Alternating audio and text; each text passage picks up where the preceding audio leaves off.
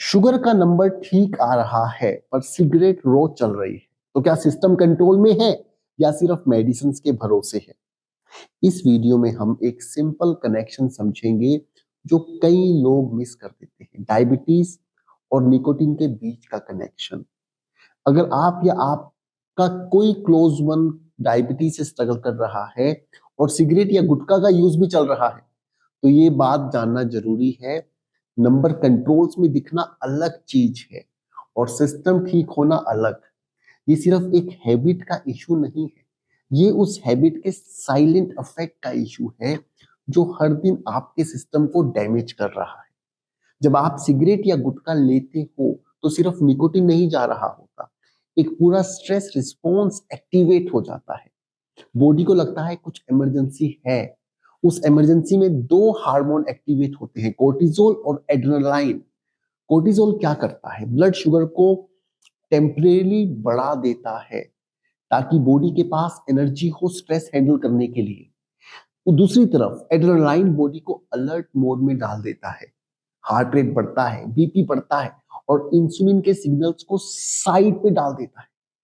और जब ये दोनों हार्मोन्स बार बार एक्टिवेट होते हैं तो इंसुलिन का काम ग्लूकोज का कंट्रोल करना और हर रोज थोड़ा और डिस्टर्ब होने लगता है। आप चाहे इंसुलिन ले रहे हो या मेडिसिन, लेकिन बॉडी अंदर से खुद ही सिग्नल ब्लॉक कर रही होती है। अब बात समझनी ये है कि डायबिटीज का असल इशू सिर्फ शुगर का हाई होना नहीं है। असली प्रॉब्लम है बॉडी इंसुलिन का सिग्नल लेना बंद कर देती है। आगे जाने से पहले, अगर आप गुटखा या सिगरेट को हमेशा के लिए छोड़ना चाहते हैं, ये दो स्टेप्स पे आपको रिकमेंड करना चाहता हूं। पहला स्टेप है, इस चैनल पर अगर आप नए हैं तो इस चैनल को सब्सक्राइब कीजिए। ये चैनल आपके लिए एक लाइफ लॉन्ग सपोर्ट बनने वाला है। और अगर आप स्मोकिंग, गुटखा या वेपिंग को छोड़ना चाहते हैं और समझना चाहते हैं कि ये पूरा सिस्टम आपकी हेल्प कैसे कर सकता है, तो उसके लिए एक मास्टर क्लास डिजाइन की गई है। और आने वाले संडे को मैं एक लाइव, इस सेशन को मैं लाइव करने वाला हूं। 2 आवर्स का सेशन है और जब आप इस सेशन में पार्टिसिपेट करेंगे लाइव मेरे साथ, एक स्ट्रॉन्ग फाउंडेशन बनने वाला है आपके आने वाले स्मोक फ्री फ्यूचर के लिए। और उस सेशन के आखिरी तक आते आते आप डिसाइड कर पाएंगे कि मेरा नेक्स्ट स्टेप क्या होना चाहिए और वो स्टेप आप ले भी पाएंगे। चलिए कंटिन्यू करते हैं। और मैं आपके साथ इंसुलिन रेजिस्टेंस के बारे में बात कर रहा था। समझो इंसुलिन एक डिलीवरी बॉय है। आपने खाना खाया, शुगर ब्लड में गया, इंसुलिन आया, नॉक किया, लेकिन सेल ने डोर ही नहीं खोला। ग्लूकोज अंदर नहीं जा पा रहा है। वही ग्लूकोज ब्लड में घूमता रहता है और ब्लड शुगर हाई दिखने लगता है। इसको कहते हैं इंसुलिन रेजिस्टेंस। इंसुलिन है, ग्लूकोज भी है, लेकिन सिस्टम सिग्नल रिसीव ही नहीं कर रहा। अब निकोटीन क्या करता है? वो इस सिग्नल सिस्टम को और स्लो कर देता है। हर सिगरेट, हर गुटखा ये बॉडी को स्ट्रेस मोड में डालते हैं और स्ट्रेस मोड में बॉडी इंसुलिन के सिग्नल को इग्नोर करना शुरू कर देती है। तो आप चाहे डाइट फॉलो करो, चाहे मेडिसिन लो, अगर सिग्नल ही वीक है तो ग्लूकोज अंदर जाएगा ही नहीं। और जब ये डेली हो रहा है तो प्रॉब्लम क्रोनिक बन जाती है और इंसुलिन रेजिस्टेंस स्ट्रॉन्ग बन जाता है। आगे चलने से पहले मुझे आपकी एक हेल्प चाहिए।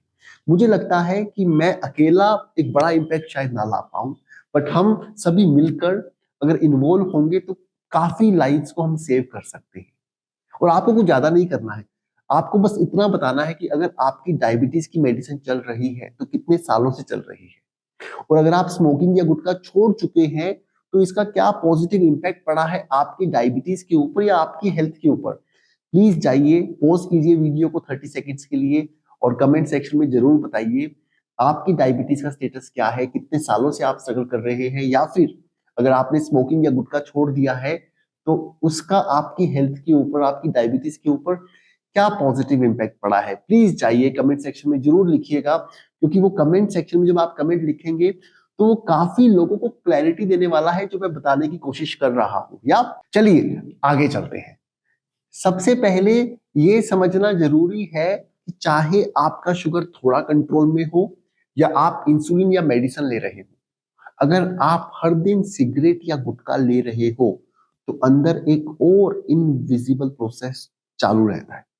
Chronic inflammation. अब इन्फ्लेमेशन क्या होता है? सिंपल भाषा में, जब बॉडी को लगता है कि कोई थ्रेट है तो इम्यून सिस्टम एक्टिवेट होता है, वो सेल्स भेजता है डैमेज को ठीक करने के लिए। लेकिन अगर थ्रेट डेली आ रहा है, जैसे हाई ब्लड शुगर या निकोटिन, तो बॉडी रिपेयर से फाइट मोड में चली जाती है। ये फाइट मोड जब कभी बंद ही नहीं होता तो उसे कहते हैं क्रोनिक इन्फ्लेमेशन, और वही शुरू करता है साइलेंट डैमेज ऑर्गन्स के अंदर। कैसे ये ऑर्गन्स को अफेक्ट करता है? 3 मेन ऑर्गन्स की मैं आपको समझाने की कोशिश करता हूं। पहला है आपका हार्ट।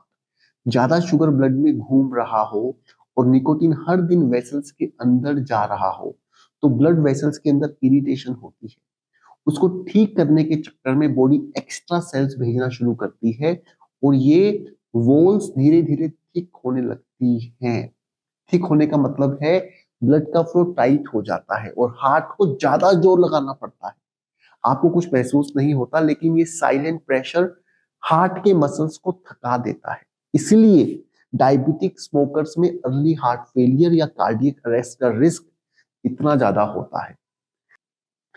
अब हम किडनी की बात करते हैं। किडनी एक ब्लड फिल्टर की तरह काम करता है, रोज के रोज आपका ब्लड क्लीन करता है। लेकिन जब शुगर ब्लड में ज्यादा है तो किडनी को और मेहनत लगती है उसको फिल्टर करने में। ऊपर से निकोटीन का इन्फ्लेमेटरी इफेक्ट वो किडनीज के टाइनी फिल्टर्स को इरिटेट करता है। ये फिल्टर्स टाइट होने लगते हैं और धीरे धीरे उनकी कैपेसिटी कम होने लगती है। आपको पता भी नहीं चलता और एक दिन टेस्ट में क्रिएटिनाइन या बाकी चीजें बढ़ी हुई मिलती हैं। अब हम नर्व्स की बात करते हैं।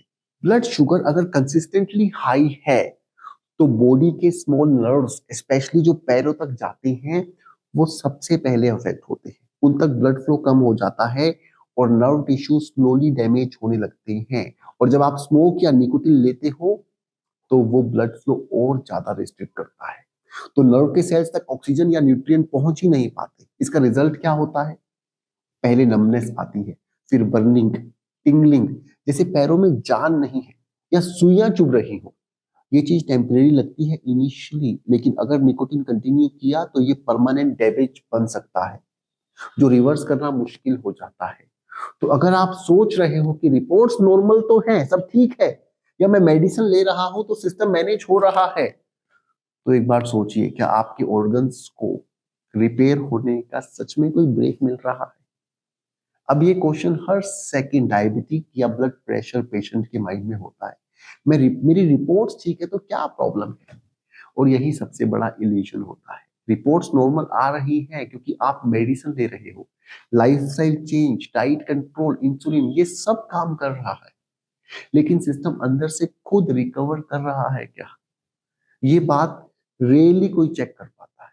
सिस्टम सिस्टम चल तो रहा है, लेकिन अपनी बैटरी पर नहीं, यूपीएस पर चल रहा है। जब तक यूपीएस है लाइट ऑन है, पर अगर असली करंट वापस नहीं आया तो एक ना एक दिन सिस्टम डाउन हो जाएगा। सेम चीज बॉडी के साथ हो रही है। मेडिसिन नंबर्स कंट्रोल कर रही है, लेकिन जो निकोटीन डेली स्ट्रेस और इन्फ्लेमेशन क्रिएट कर रहा है उसके बारे में कोई बात ही नहीं कर रहा। रिपोर्ट्स नॉर्मल आ रही हैं, पर सिस्टम हर दिन एक ट्रिगर हैंडल कर रहा है जो उसको रिकवर ही नहीं करने दे रहा।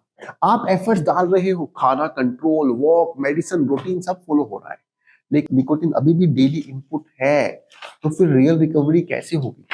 बॉडी जब तक काम नहीं होती तब तक शुगर या प्रेशर स्टेबल रहना मुश्किल होता है बिना सपोर्ट के। ये चैनल उन लोगों के लिए है जो बस क्विट करना चाहिए नहीं सोच रहे, जो ये समझना चाहते हैं कि सिस्टम ठीक कैसे होगा। अगर क्लैरिटी चाहिए और बिना जजमेंट के सपोर्ट चाहिए तो सब्सक्राइब जरूर करो। ये चैनल आपका लाइफ लॉन्ग सपोर्ट की तरह काम करने वाला है। और अगर आपको वीडियो से कुछ क्लैरिटी मिली है तो कमेंट सेक्शन में जरूर बताइएगा, वो हमें इंस्पायर करेगा आने वाले वीडियो बनाने के लिए। I hope I was able to add some value in your life. Wish you the best of health, happiness and success और मिलते हैं नेक्स्ट वीडियो में।